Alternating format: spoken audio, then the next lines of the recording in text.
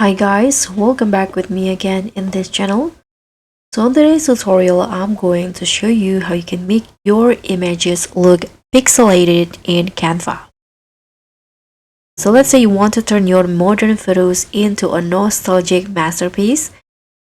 Here I'm going to show you the easiest way to pixelate any image directly in Canva. Now what you need to do is just go to the apps option and find the apps called Pixelate, this one. So this app can make your images look pixelated within seconds. You can just open the apps, and in here you can upload the image, or if you have the image on your design already, you can just select one. And I'm going to just choose a file. So let's say this one in here.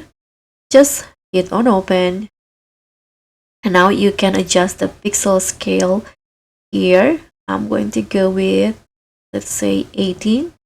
Click on add to design, and that's it.